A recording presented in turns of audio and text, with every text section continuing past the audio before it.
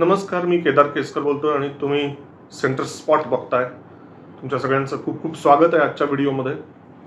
मित्रांनो, आजचा विषय अतिशय स्फोटक आहे, अतिशय काळजी करावा अशा पद्धतीचा आहे. अलीकडेच एक वृत्त असं आलं की भारतातल्या अमेरिकेच्या दूतावासाने एक चहापानाचा कार्यक्रम आयोजित केला होता आणि ह्या चहापानाच्या कार्यक्रमाला त्यांनी कुणाला बोलवलं तर भारतातल्या काही प्रमुख शेतकरी नेत्यांना. आता यात गंमत अशी आहे की हे खरोखरच शेतकरी नेते आहेत का की तथाकथित शेतकरी नेते आहेत, हा पहिला मुद्दा. आणि दुसरी गोष्ट, हे खरोखरच शेतकरी नेते आहेत की आंदोलनजीवी नेते आहेत. असो, तर ते जे काही तथाकथित आंदोलनजीवी नेते होते त्यांना अमेरिकी दूतावासाने चहापानासाठी तर बोलवलं, हा एक आगाऊपणा. त्यातून आणखीन एक आगाऊपणा म्हणजे आपल्याला जर का एखाद्या ठिकाणी निमंत्रण मिळालेलं असेल तर त्या ठिकाणी आपण जावं की न जावं हा आपला निर्णय असतो. विशेष करून एखाद्या परक्या देशांनी त्यांच्या दूतावासानी जर का शेतकरी नेत्यांना थेटपणे बोलवलेलं असेल चहापानाला तर त्यावेळेला शंकेला जागा निर्माण होते. कारण त्या ठिकाणी सरकार असतं, त्या सरकारला कल्पना देऊन अशा पद्धतीचं निमंत्रण बोलवलं असेल तर गोष्ट वेगळी.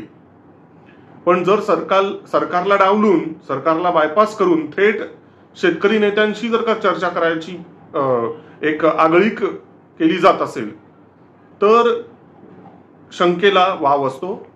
आणि त्यामुळे जितके दोषी किंवा जितका आगाऊपणा हा अमेरिकी दूतावासाचा झालेला आहे तेवढाच आणि त्याहून मोठा अपराध हा त्या शेतकरी नेत्यांचा झालेला आहे, तथाकथित शेतकरी नेत्यांचा झालेला आहे.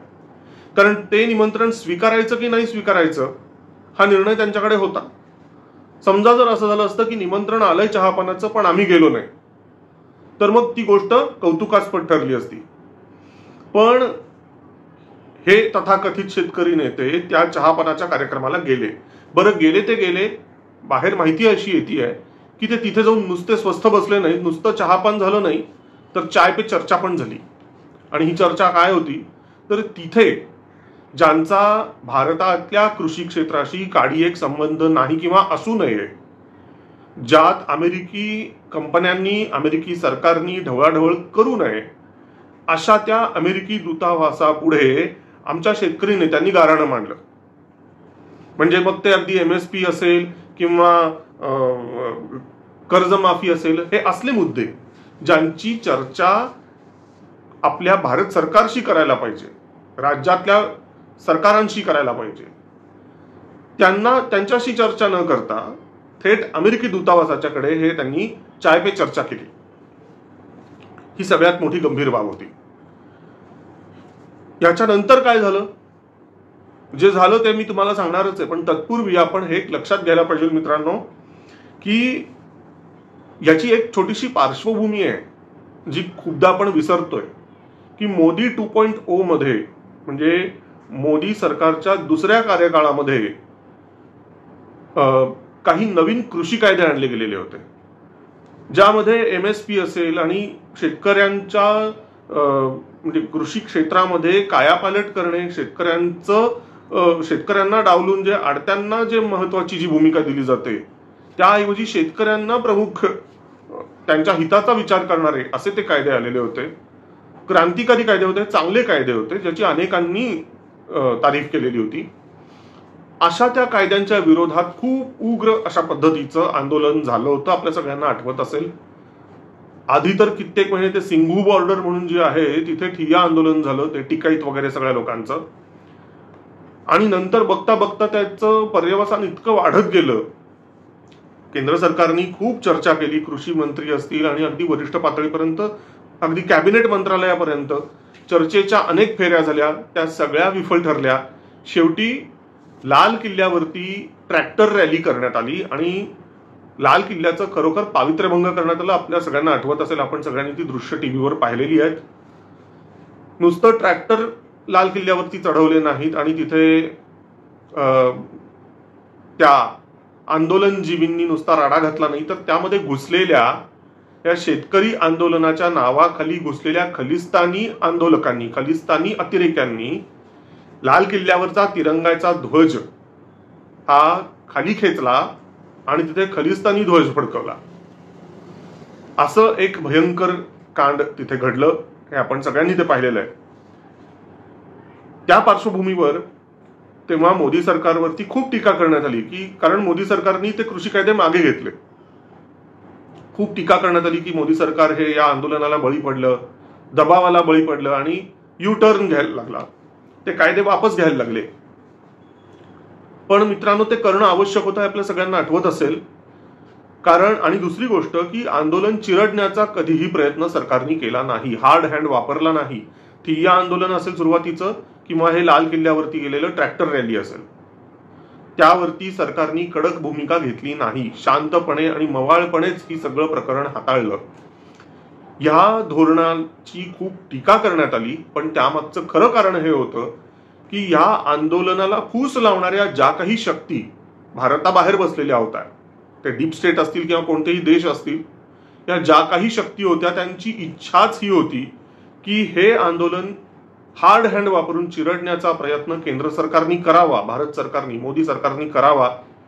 आणि तो चिरडताना जी काही हिंसा किंवा बळाचा वापर जो काही करायला लागेल सरकारला, त्या बळाचा वापर करण्यामध्ये जे काही बळी पडतील त्या बळी पडणाऱ्यांचा मुद्दा बनवून हा विषय आणखीन चिघळायचा, ताणायचा आणि भारतभरात त्या सगळ्याचं लोण पसरवायचं, अशी योजना होती. जे आपण अलीकडे आज बांगलादेशात बघतोय घडलेलं, तेच काहीसं अख्ख्या भारतभरात करण्याचा प्रयत्न होता मोदी 2.0 मध्ये भारत विरोधी शक्तींचा. त्यांचा तो डाव होता. आणि अलीकडे काही महिन्यांपूर्वी जर तुम्ही बघितलं असेल, त्या टिकैतचं एक वक्तव्य आहे, फार विचित्र वक्तव्य आहे. त्यांनी म्हटलं, आमची चूक झाली, आम्ही लाल किल्ल्यावरती नको होतं करायला. हे जे निदर्शनं केली, ट्रॅक्टर रॅली केली, ते लाल किल्ल्यावरती धडक मोर्चा न्यायला नको होता, आम्ही सरळ संसदेवरती धडक मोर्चा करायला पाहिजे होता. हे जे बांगलादेशमध्ये जे घडलं ना, त्या पार्श्वभूमीवर टिकैत बोलला. कल्पना करा मित्रांनो, जर अशा पद्धतीने लाल किल्ल्यावरती जर धडक मोर्चा, हा ट्रॅक्टरचा मोर्चा जर आला असता, तर मोदी सरकारला ही स्थिती शांतपणे हाताळता आली असती का? हा एक गंभीर प्रश्न आहे. असो, तर या भारत विरोधी शक्तींचा तो प्लॅनच होता की या देशामध्ये आग लावायची, भडकवायचं, प्रकरण चिघळवायचं आणि काहीतरी करून मोदी सरकारला, केंद्र सरकारला उचकवायचं, बळाचा वापर करण्यासाठी उचकवायचं. आणि ज्याचं भांडवल करून भारतभरात कायदा सुव्यवस्थेचा प्रश्न निर्माण करायचा आणि मग जगभरात दवंडी पिटायची, भारतातल्या विरोधकांच्या मार्फत, भारतातल्या मीडिया मार्फत आणि जगभरातलं जे काही मीडिया ॲपरेटस आहे त्या सगळ्याचा वापर करून मोदी सरकारची, भाजपची, भारत सरकारची आणि भारताची प्रतिमा मलिन करायची की हा देश आणि हे मोदी सरकार कसं लोकशाही विरोधी आहे, अशा पद्धतीचं एक चित्र रंगवायचं, असा एक प्लॅनच होता. तो टूलकिटच होतं ते. आणि हे वेळीच लक्षात आलं होतं म्हणून भारत सरकारनी, मोदी सरकारनी प्रकरण शांतपणे हाताळलंय, आपल्याला सगळ्यांना माहिती आहे. आता गंमत बघा मित्रांनो, ते कायदे तर मागे घेतले. मग कायदे मागे घेतल्यानंतर त्या शेतकरी नेत्यांनी, त्या शेतकरी संघटनांनी हा विषय तिथल्या तिथे थांबवायला हवा होता. पण पुन्हा असं झालं की पंजाब आणि हरियाणाच्या बॉर्डरवरती, ते शंभू बॉर्डर म्हणून जी आहे, तिथे यांनी काही महिन्यांपासून ठिय्या आंदोलन सुरू केलंय. का सुरू केलंय माहित नाही. त्यांच्या ज्या काही मागण्या आहेत त्याच्यामध्ये तेच सगळे मुद्दे आहेत. MSP आहे, कर्जमाफी आहे, वगैरे वगैरे. या MSP सारख्या मुद्द्यांना उत्तर देण्याचं काम त्या नवीन कृषी कायद्यांमध्ये झालेलं होतं. मग त्या कायद्यांच्या विरोधात तुम्ही का बरं आंदोलन केलं होतं? म्हणजे थोडक्यात काय, त्यांना काहीही करून, कुणीकडून, कुठलाही असेल पण मुद्दा तयार करायचा आहे ज्या आधारावरती आंदोलन करता येईल. समस्या सोडवणे हा त्यांचा उद्देशच नाहीये, हे लक्षात घ्या. मित्रांनो, तुम्हाला एक लक्षात असेल की युरोप, चीन यासहित जगभरात अनेक देशांमध्ये सध्या फूड क्रायसिस आहे, अन्न सुरक्षेचा प्रश्न निर्माण झालेला आहे. आणि रशिया युक्रेनच्या युद्धामध्ये अमेरिकन कंपन्या नेमका काय गेम करतायत माहितीये का? युक्रेनला ते एका हाताने शस्त्र देत आहेत, दारुगोळा देत आहेत, फंड देत आहेत, पण दुसऱ्या हाताने ते युक्रेनची जी सुपीक जमीन आहे ती ओरबाडतात. अमेरिकी बड्या कंपन्या ज्या आहेत, कॅरगिल सारख्या असतील किंवा इतर अनेक कंपन्या, बड्या कंपन्या, जायंट कंपन्या कृषी क्षेत्रातल्या, त्यांनी युक्रेनचा घास घेतलेला आहे. युक्रेन हा गव्हाचं कोठार समजला जातो, कृषी उत्पादनाचं खूप मोठं केंद्र समजलं जात होतं या युद्धाच्या आधीपर्यंत. अशा त्या युक्रेनमध्ये आता जवळपास हात पसरलेत एखाद्या मोठ्या ऑक्टोपस सारखे अमेरिकी कंपन्यांनी, आणि तो त्यांचा खरा अजेंडा होता. आणि मग तिथं जे बनलेलं जे काही धान्य आहे ते सगळं ते कोणाच्या माथी मारत गेले, तर युरोपमधल्या इतर देशांच्या माथी मारत गेले. परिणामी आज युरोपमधले जे शेतकरी आहेत ते रस्त्यावर आलेले आहेत. भारतातल्या शेतकऱ्यांच्या पेक्षाही दारुण अवस्था युरोपमधल्या शेतकऱ्यांची झालेली आहे. ते आंदोलन नाही करू शकत आहेत. तिथे तर बळाचा वापर केला जातोय सरळ सरळ तिथल्या सरकारांकडून, युरोपमधल्या प्रत्येक देशामधून. पण तरीही शेतकऱ्यांच्या प्रश्नावरती उत्तर दिलं जात नाहीये. काय होतंय तर उलट अमेरिकी कंपन्यांच्या दबावाखाली हे युरोपमधले बाकीचे सगळे देश आहेत. ही सध्याची स्थिती आहे. तिकडे चीनमध्ये काही वेगळी परिस्थिती नाहीये. चीनमध्ये एकेकाळी जो भाग सुपीक जमिनीचा होता तो त्यांनी खराब करून टाकला अतिरेकी कारखानदारीपणामुळे आणि त्यांचे जे काही इतर अनेक उद्योग असतील त्यामुळे. परिणामी अन्न सुरक्षेचा प्रश्न चीन पुढे जेव्हा निर्माण झाला, त्यांनी आफ्रिकेमध्ये टार्गेट करायला सुरुवात केली. आफ्रिकेमध्ये त्यांनी तिथल्या देशांना पैसे देणं असेल, उत्तेजन देणं असेल, त्यांनी कृषीच्यासाठी जी काही लागेल ती सगळी मदत करायला सुरुवात केली चीननी. त्याचा परिणाम आता असा झालेला आहे की चीन हा भारताला सुद्धा टक्कर देण्याचा प्रयत्न करतोय. अगदी त्यांचं आता लेटेस्ट आहे ते म्हणजे भारतीय काजूला टक्कर द्यायची, भारतीय बांबूला टक्कर द्यायची, यासाठी ते आफ्रिकेमध्ये या सगळ्या गोष्टींची लागवड करतायत. स्वतःचा तर अन्न सुरक्षेचा प्रश्न सोडवतातच आहेत, पण हेही उपद्व्याप चाललेले आहेत. गल्फ कंट्रीज काय करतायत, त्यांची जी अन्न सुरक्षेची जी समस्या आहे ती सोडवण्यासाठी ते पाकिस्तानमध्ये इन्व्हेस्टमेंट करतायत. या सगळ्यामध्ये वेगवेगळी युद्ध असतील, युरोपमधली युद्ध असतील, गल्फ कंट्रीज मधली युद्ध असतील, या सगळ्याच्या पासून भारत अछूता राहिला नशिबानी.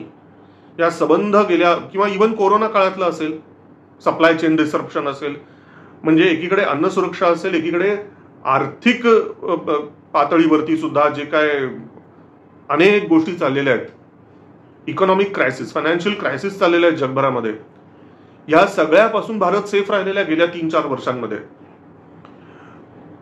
कारण आपलं जे बेसिक स्ट्रक्चर आहे, आर्थिक स्ट्रक्चर, ते चांगलं आहे. आणि भारतात कृषीच्या समस्या आहेत, नाही असं नाही, पण तरी सुद्धा भारतातले शेतकरी हे आणि भारतातली आपली जमीन ही समभाऊ अशी काही आहे की ज्यामुळे अजूनपर्यंत भारतावरती अन्न टंचाई, अन्न सुरक्षा हे विषय निर्माण झालेले नाहीत. आणि हीच खरी ठसठस आहे. जगभरातल्या सगळ्या मेजर ज्या शक्ती आहेत, जे भारतावर खार खाऊन आहेत, त्यांच्या पुढे हा सगळ्यात मोठा यक्ष प्रश्न आहे की भारताला कैचीत कसं पकडायचं. आणि अन्न सुरक्षा हा जर विषय असेल तर तो सगळ्या देशांना भेडसावतो, पण भारतापुढे कसा काय भेडसावत नाही. आणि म्हणून मग त्यामध्ये काहीतरी खोडा घालायचा, तर त्यासाठी काहीतरी करायला पाहिजे. सरळ सरळ जर गोष्टी होत नसतील तर बोट वाकडं करायला पाहिजे. आणि म्हणून हे अमेरिकी दूतावास जे काही सध्या करताय ना, हे त्यातलाच एक भाग आहे. त्यांचं लक्ष काय माहितीये का मित्रांनो, की भारतीय कृषी मार्केट जे आहे, म्हणजे कृषीचं क्षेत्र जिथे ज्यात उत्पादक तर आहेतच आपले शेतकरी, आणि त्याच पद्धतीने त्यांना वेगवेगळी उपकरणं लागतात, इक्विपमेंट्स लागतात, बिया लागतात, खतं लागतात, औषधं लागतात. या सगळ्याच्या मुळे एक मोठं म्हणजे शेतकरी हा एकाच वेळेला उत्पादकही आहे आणि त्याच वेळेला तो ग्राहकही असतो. लक्षात येत आहे? ते जे काही शेतीतला जो प्रोड्यूस आहे तो ते आडत्यांना विकतात किंवा कधी काही अपवादात्मक सिच्युएशन मध्ये स्वतः सुद्धा ग्राहकांना विकतात, नाही असं नाही. पण ऍट द सेम टाइम बिया विकत घेताना, औषधं विकत घेताना, खतं विकत घेताना आणि शेतीशी रिलेटेड इतर कित्येक अवजारं उपकरणं घेताना शेतकरी हा ग्राहक असतो. त्यामुळे एकाच वेळेला तो ग्राहकही आहे आणि उत्पादकही आहे. आणि त्यामुळे शेती क्षेत्र भारतातलं, तिथे असलेले ग्राहक, त्यात इन्व्हॉल्व्ह असलेला शेतकरी आणि त्याशी निगडीत असलेल्या वेगवेगळ्या कंपन्या, हे खरं म्हणजे अमेरिका आणि इतर अनेक जायंट ज्या कंपन्या आहेत कृषी क्षेत्रातल्या त्यांच्या पुढचं हे टार्गेट आहे. एकाच वेळेला प्रोडक्शन आणि मार्केट या दोन्ही गोष्टी त्यांच्या रडारवरती आहेत. हे त्यांना खुणावतं आहे. कॅरगिल सारख्या ज्या कंपन्या आहेत अमेरिकन कृषी क्षेत्रातल्या, मॉन्सॅन्टो असेल, या अशा अनेक कंपन्या आहेत. त्यांचं लक्ष आहे, बायर आहे, ठीक आहे, सिंजेंटा आहे. सिंजेंटा अर्थात चायनाने घेतलं विकत. पण या बिग 5 बिग 6 ज्या काही कंपन्या आहेत त्यांचं लक्ष आहे भारत. ऑलरेडी त्यांनी हातपाय पसरलेले आहेत भारतीय कृषी क्षेत्राच्या मध्ये. पण तरी सुद्धा त्यांचं आणखीन लक्ष काय आहे की भारतातल्या ज्या काही कंपन्या आहेत त्यांचं कंबरडं मोडायचं. ही एक गोष्ट. म्हणजे आपला जो काही प्रेझेन्स आहे म्हणजे अमेरिकेचा आणि या अशा खास करून आपण आता तात्पुरता अमेरिकेच्याच विषयी बोलू. अमेरिकेचा जो कृषी क्षेत्रातला, भारतातल्या कृषी क्षेत्रातला जो प्रेझेन्स आहे तो आणखीन विस्तारित करायचा, ही पहिली गोष्ट. दुसरी गोष्ट, जास्तीत जास्त हे भारतीय शेतकरी हे अमेरिकी कंपन्यांवरती कसे डिपेंड होतील हे बघायचं. हे त्यांचं लॉंग टर्मचं टार्गेट आहे. आणखीन एक म्हणजे कालांतराने भारतीय शेतकऱ्यांना इतकं अमेरिकेच्या वरती अवलंबून करायचं की पुढे जाऊन त्यांना जेव्हा पाहिजे, जसं पाहिजे तसं ते शेतकऱ्यांचा वापर करून घेऊ शकतील भारतीय कृषी क्षेत्रात. त्यांना जर वाटलं तर आज जसं ते युरोपमध्ये युक्रेनमधून तयार झालेलं कृषी उत्पन्न हे जसं युरोपच्या मार्केटमध्ये थोपवतायत, तशा पद्धतीने ते उद्या भारतात सुद्धा करू शकतात. आणि तसं करून कालांतराने भारतीय शेतकऱ्यांना सुद्धा देशोधडीला लावायला कमी करणार नाहीत. कारण अमेरिकनच नाही, हे कुठलेही भारत सोडून बाकीचे जे काही देशातले जे काही हे डीप स्टेट आणि इतर अनेक कंपन्या वगैरे ज्या आहेत ते कोणाचे सगळे नाही आहेत.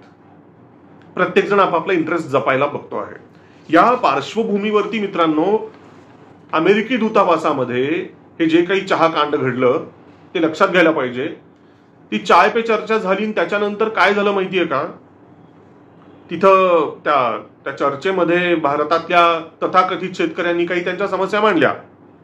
ती मीटिंग संपली आणि त्यानंतर भारताच्या परराष्ट्र मंत्रालयाने लगेचच अमेरिकी दूतावासातल्या अधिकाऱ्यांना विचारणा केली. त्यांनी काय विचारणा केली की भारतीय शेतकरी नेत्यांशी भेटून द्विपक्षीय संबंध कसे काय वृद्धिंगत होऊ शकतात.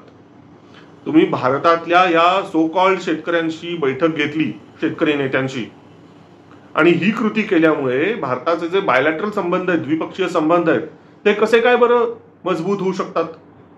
या प्रश्नाचा अर्थ काय माहितीये? या प्रश्नाचे दोन अर्थ आहेत, दोन भाग आहेत याचे. एक म्हणजे की तुम्ही भारत सरकारला वगळून, भारत सरकारला डावलून, भारतीय केंद्र सरकारला बायपास करून थेट या तथाकथित शेतकरी नेत्यांशी तुम्ही कशी काय भेट घेऊ शकता आणि त्यांच्यासोबत कशी काय चर्चा करू शकता. तुम्हाला करायचीच असेल तर आमच्या मार्फत करायला पाहिजे, आम्हाला कल्पना द्यायला पाहिजे, पहिली गोष्ट.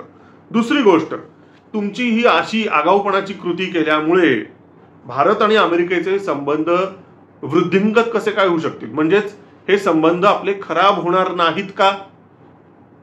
भारत ही गोष्ट फार लाईटली घेईल असं तुम्हाला वाटतंय का?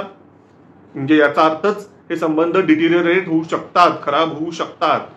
तुम्ही आमच्या या संबंधांना, आमच्या चांगुलपणाला हलक्यात घेऊ नका, अशा पद्धतीचा हा सिग्नल दिलेला आहे.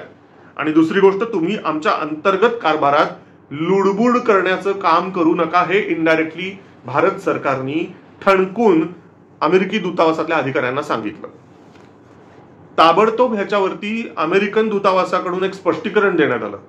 त्यांनी काय स्पष्टीकरणात मुद्दे दिले? पहिला मुद्दा म्हणजे ही जी काही भेट होती ही शिष्टाचाराची भेट होती. म्हणजे काय?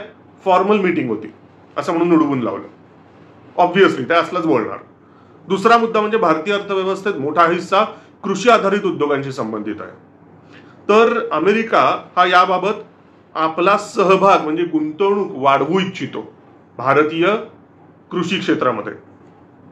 आणि कॅरगिल सारखी कृषी संबंधित उत्पादनांची ज्यांचा व्यवसाय बिलियन्स ऑफ डॉलर्स पेक्षा जास्त आहे, अशा या कंपन्यांची भारतीय कृषी क्षेत्रात गुंतवणूक वाढावी अशी अमेरिकेची इच्छा आहे. या रोडमॅपच्या शक्यतांचा शोध घेण्यासाठी म्हणूनच ही मीटिंग घेण्यात आलेली होती, असं एक स्पष्टीकरण अमेरिकी दूतावासाच्याकडून देण्यात आलं. हे स्पष्टीकरण कितपत समाधानकारक आहे? कारण भारताचं जे सार्वभौमत्व आहे त्याला काही महत्व नाही का? अमेरिकेच्या दूतावासाने जे काही स्पष्टीकरण दिलं त्याच्यावर भारतीय परराष्ट्र खात्याने असेल किंवा एकंदरीत भारत सरकारने कसलंच वक्तव्य उघडपणे तरी केलेलं नाहीये. परंतु एक अशी हायपोथेटिकल एक सिच्युएशन, एक अशी कल्पना करा की भारताच्या दूतावासाने, अमेरिकेतल्या भारताच्या दूतावासाने समजा टेक्सास मधल्या किंवा डलास मधल्या कार मेकर्सशी थेट जर का चर्चा केली तर तिथल्या स्थानिक जे काही सरकार आहे, स्थानिक सरकार, स्थानिक प्रशासन, तिथलं स्टेट लेवलचं प्रशासन आणि तिथलं केंद्रीय प्रशासन, बायडन सरकार सुद्धा यापैकी कोणालाही विश्वासात न घेता, कोणाला कसलीही कल्पना न देता थेट तिथल्या कारमेकर्सशी जर का चर्चा केली तर, आणि त्यानंतर जर का असं स्पष्टीकरण जर मागितलं स्पष्टीकरण आणि जर भारतीय दूतावासाने जर असं सांगितलं की काही नाही, इथलं जे कार उत्पादकांचं जे काही क्षेत्र आहे, आर्थिक क्षेत्र ते मोठं आहे अमेरिकेतलं, आणि त्यामध्ये भारतातल्या ज्या काही कंपन्या आहेत, टाटा सारख्या असतील किंवा इतर आमच्या काही कंपन्या, महिंद्रा सारख्या कंपन्या असतील, त्यांची इच्छा आहे गुंतवणूक वाढवण्याची अमेरिकन कार उद्योगामध्ये, आणि त्यासाठी म्हणून आम्ही चर्चा केली. या एक्सप्लेनेशनला बायडन सरकार काय उत्तर देईल? कल्पना करून बघा तुम्ही. ही गोष्ट इतकी लाईटली घेण्यासारखी आहे. अमेरिकन सरकार त्यावेळेला काय म्हणेल? अहो, मान्य आहे तुम्हाला गुंतवणूक वाढवायची आहे, पण जर गुंतवणूक वाढवायची असेल तर आमच्या मार्फत करा ना. आम्ही काय मेलोत का? आम्ही आहोत ना जागेवर. म्हणजे तुमचा उद्देश काय? आम्हाला विश्वासात न घेता, आम्हाला डावलून परस्पर तुम्ही भारतातल्या शेतकऱ्यांशी जर चर्चा करत असाल तर याचा अर्थ तुम्ही आम्हाला खिजगणतीत धरत नाही. भारत सरकारला खिजगणतीत तुम्ही धरत नाही. तुम्हाला थेट करायच्यात हे सगळ्या गोष्टी. जसं एकेकाळी ब्रिटिश कंपन्या, ब्रिटिश ईस्ट इंडिया कंपनी थेट चर्चा करायची, अर्थात त्यांचंच राज्य होतं, पण तसलं काही करायची इच्छा आहे का? आणि म्हणून मित्रांनो, भारताने आता हा गेम अमेरिकेच्या भूमीवर न्यायला पाहिजे. हे जे काय उचापती त्यांना जगभरात जिथे कुठे काय उचापती करायचे असतील करू देत. We don't care. भारतात तुमची ही असली लुडबुड खपवून घेतली जाणार नाही, बिलकुल नाही. आणि हे फक्तच कृषी क्षेत्राच्या संदर्भात नाही, इतर कुठल्याही क्षेत्राच्या बाबतीत अत्यंत डोळ्यात तेल घालून भारत सरकारने लक्ष द्यायला पाहिजे. आणि आणखीन एक गोष्ट, प्रत्येक गोष्ट भारत सरकारनेच करायची का? भारतीय नागरिक, भारतीय कंपन्या, भारतातले हे जे काही नेते असतील, कामगार असतील, भारतातली छोट्यात छोटी आणि मोठ्यात मोठी कुठलीही कंपनी असेल, अमेरिकी सरकारशी भारताच्या भूमीवर, अमेरिकी दूतावासाशी भारताच्या भूमीवर परस्पर थेट भेट घ्यायची नाही. अमेरिकन दूतावासच नाही, कुठलाही दूतावास. तुम्हाला जर परकीय देशाच्या सोबत, परकीय दूतावासाच्या सोबत जर कुठलीही कृती करायची असेल, काहीही साठगाठ, भेट, काहीही चर्चा, चहापान, काही करायचं असेल, आधी भारत सरकारला कल्पना द्यायला पाहिजे. भारत सरकारला, फक्त राज्य सरकारांशी चर्चा नाही. भारत सरकार आहे अस्तित्वात.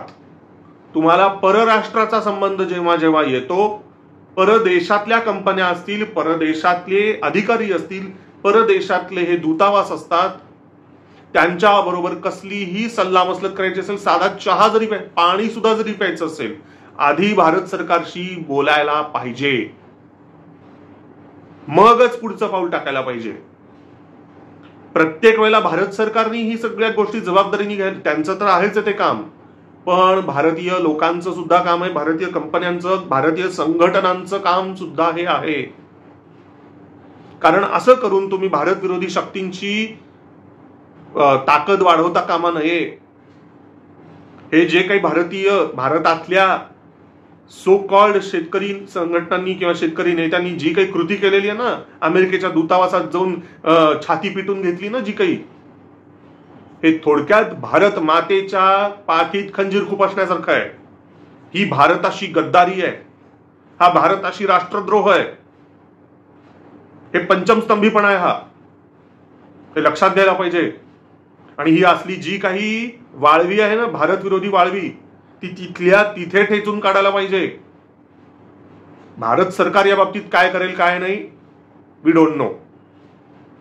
परंतु ज्या ज्या संघटना भारतप्रेमी, राष्ट्रभक्त, देशभक्त अशा ज्या ज्या संघटना, व्यक्ती असतील, त्यांनी या अशा भारत विरोधी, राष्ट्रद्रोही अशा शक्तींना तिथल्या तिथे जागा दाखवून द्यायला पाहिजे. ही गोष्ट नुसती चर्चेची नाही, त्यांना समजेल अशा भाषेत उत्तर द्यायला पाहिजे. फार मचमच वाढलेली आहे, फार ताकद वाढलेली आहे यांची.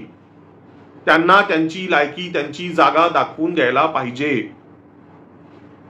हे फक्त मी अमेरिकेच्या पुरतं बोलत नाही.